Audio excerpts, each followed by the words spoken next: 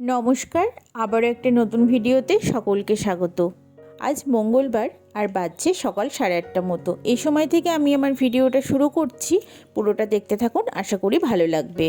ওর যেহেতু স্কুল আছে সেই জন্য আমি সকালেই রান্নাবান্না শুরু করে দিয়েছি। এদিকেই চাল কুমড়োটা করছিলাম, রাতেই কেটে রেখেছিলাম, আর এদিকে হচ্ছে বাটা মাছ। বাচ্চারা বাটা মাছ খেতে পারবে না, তাই অন্যদিকে সয়াবিন করা হচ্ছে। আর এই বাটা মাছগুলো না কালকের নিয়ে আসা, এত ভালো, ভিতরে পুরো ডিম ভরা। আর এখন যেহেতু বর্ষাকাল, প্রায় প্রত্যেক মাছেই ডিম থাকে। আমাদের বাড়িতে প্রায় সকলেই এই ডিম ভরা বাটা মাছ খেতে ভীষণ ভালোবাসে। আমার আবার মনে হয় যে মাছগুলোতে ডিম হয়ে যায় তার টেস্টটা কমে যায়, তাই আমার এই ছোট ছোট বাটা মাছগুলোই বেশি ভালো লাগে। যেটুকু রান্নাবান্না আমার ছিল কমপ্লিট করলাম, আর এদিকে আজকে বিছানা চাদরটা চেঞ্জ করব। এত মেঘলা ওয়েদার, মনে হচ্ছে ঘন ঘন চাদর চেঞ্জ করলে একটু ভালো লাগছে। আজকে সকাল থেকে মাথাটা ভীষণ ব্যথা করছে, জানি না ভিতর ভিতর মনে হচ্ছে ঠান্ডা লেগেছে। তবে আজকে আমার প্রচুর কাজ আছে, ভেবেছি আলমারিটা একটু গোছাবো। শুধু গোছানোই নয়, অনেক কিছু আয়রন করতে হবে। ভেবেছি আজকে আয়রনগুলো সব করে নেব, আর অন্য একদিন সব কিছুকে গুছিয়ে নেব ভালোভাবে। দুটো একসাথে করতে গেলে সময়ে আমি পেরে উঠব না। এদিকে বালিশের কভারগুলো পাল্টে গুছিয়ে রাখতে সে আমাকে সমানে হেল্প করছে। ওর এইসব কাজে ভীষণ আগ্রহ, আমিও সমানে উৎসাহ দিই। তবে এইভাবে করতে করতে দেখেছি বালিশের কভারগুলোকেও ঠিকঠাকভাবে পরিয়েও ফেলে। কোথায় গেছিলাম? মায়াপুর। মজা হয়েছে? হ্যাঁ। কতটা? পুরোটা। পুরোটা? কি খেয়েছো মায়াপুরে? আমরা। আমরা? আর কি খেয়েছো? আর কি খেয়েছো দেখি, কেমন মনে আছে তোমার? আর কিছু না। আচ্ছা, আর তুমি মাথায় কত তেল দিয়েছো আজকে নিজে নিজে? কত তেল দিয়েছো? চুলগুলো তো সোজা সোজা হয়ে গেছে। ওরে বাবা রে, এই ছোট বাচ্চা লাগছে, ছোট বাচ্চা, বিল্লু বিল্লু। আচ্ছা, তুমি মায়াপুরে কিসে করে গেছো বলো?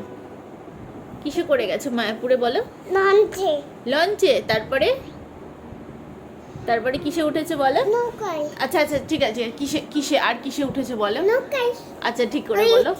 এই যে এবার আমি স্নান সেরে এই ওপরে যেসব জামা কাপড়গুলো ছিল দুদিন ধরে ভেজা, সেগুলোকে তুলে নিয়ে আসলাম। হালকা হালকা একটু ভেজা আছে, ভেজা নয়, একটু নরম নরম ভাব। একটু আয়রন করলে ভাবছি ঠিক হয়ে যাবে। যে পরিমাণে বৃষ্টি হচ্ছে, কালকেও রোদ হবে কিনা সন্দেহ। আর এগুলো কতদিনই বা বাইরে পড়ে থাকবে, তার থেকে একটু আয়রন করে আমি তুলে দিই। যেদিন আমি এইভাবে আয়রন করতে বসি বেশ অনেকগুলো হয়ে যায়, আর না বসলে ওই করাই হয় না করব করব করে।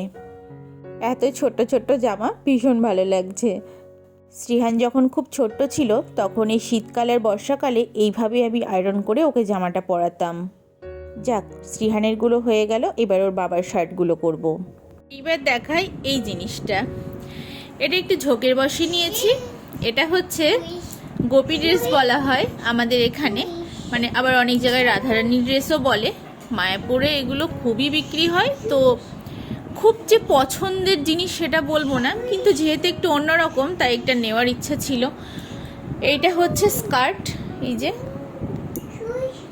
পুরোটা এরকম, আর এইটা হচ্ছে একটা ওড়না দিয়েছে, এটা ওড়না। আর টপটা একটু অন্যরকম, ওই বড় এরকম টপ মতো আর কি, ব্লাউজ টাইপের নয়, ছিল ব্লাউজ টাইপের। তো ওটা আমি নিইনি, কারণ এটার পেছনে অত বেশি খরচ করার কোনো ইচ্ছা নেই। এখন ব্লাউজ পিস নিলে আবার একটা ব্লাউজ আমাকে বানাতে হবে ফালতু ফালতু। সব থেকে ভালো লেগেছে এই যে ওড়নাটা, পিওর সুতি। আর এই কাপড়টা খুব যে ভালো বলবো না, একটু মোটা টাইপের, কিন্তু 2-4 বার পরলে খারাপ না, পরাই যায়। আর এটার দাম নিয়েছে 350। আরও দামি রয়েছে, মানে ভালো ভালোও রয়েছে অনেক রকমের, কিন্তু আমি নিইনি, আমি এটাই নিয়েছি।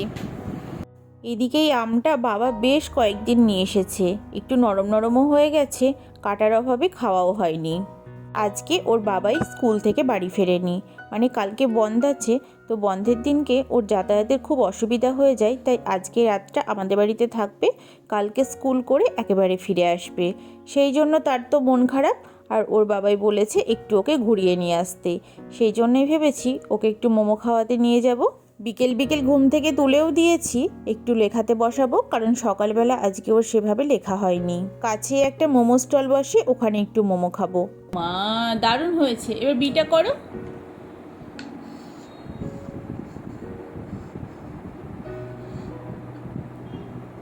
বাহ, খুব ভালো হয়েছে, করো পরপর করো করো। আবার ঠিক না? হ্যাঁ ডি। তাড়াতাড়ি করো, আমরা 7টার সময় বেরোবো। আর এই যে সে কোথাও যাবার আগে রেডি হতে গিয়ে এমন সমস্যা তৈরি করে, কিছুতেই রেডি হতে চায় না, শুধু বিছানার মাঝখানে গিয়ে দাঁড়িয়ে থাকবে। নতুন গেঞ্জি পরিয়ে দেবো, দেখ আয় আয়, এটা নতুন জেন্জি নাই। এটা নতুন গেঞ্জি বপি দিয়েছে, আয় পরবি আয়। এই টি শার্টটা কিছুদিন আগে বড়দি দিয়েছিল, রাখাই ছিল, ভেবেছিলাম পরে পরাবো, কিন্তু আজকে বাবাই নেই, মন খারাপ, আর তার নাকি এটা পরতে ইচ্ছা হয়েছে। আজকে ওর মর্জি মতোই আমাকে চলতে হবে, না হলে সেই সমানে জেদ করবে, কিছুতেই ওকে রাখা যাবে না।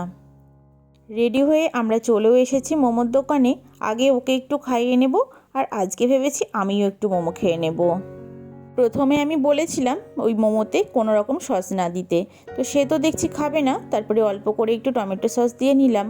এই দেখুন বিয়ের গাড়িটা কি সুন্দর করে সাজানো, আর এখানে মনে হয় বড়বউটা বুড়ো শিব মন্দিরে প্রণাম করতে নেমেছে, তেমন বাজনার আওয়াজ। রাস্তায় ভিড় হবার জন্য আমাদের ওই বুড়ো শিব মন্দিরের কাছে নামিয়ে দিয়েছে, আর এইটুকু হেঁটে হেঁটে বাড়ি চলে আসলাম। জানেন, যতক্ষণ ঘুরলাম ততক্ষণ বাবাইয়ের কথা বলেনি, যেই বাড়ি ঢুকবো এখন আবার সেই একই কথা। বাবাই স্কুলেই থাকতো, বুঝেছো? ভিজে গেছে, সমস্ত জামা কাপড় সব ভিজে গেছে, আজকে পরীক্ষা আছে, তার জন্য বাবা আজকে ওই স্কুলেই থাকবে, বুঝলে? আজকে পিসিকে বাড়িতে বলেছি একটু ভাত করে দিতে, আর একটা মোচা আছে সেটাকে কেটে দিতে। তো আমি বলেছি বাড়ি গিয়ে আমি একটা তরকারি বানিয়ে নেব। বাড়ি এসে তরকারিটা বানিয়েও নিলাম, পটল আলু আর বড়ি দিয়ে একটা ঝোল মতো করেছি, ওটা খেতে বেশ ভালো লাগে গরম ভাতে। আজকের ভিডিওটা এখানেই শেষ করছি, ততক্ষণ দেখুন শ্রীহান বাবু তার বাবাইয়ের জন্য কি কাণ্ড করছে। ঠাকুর আমাদের বাবাইকে এনে দাও।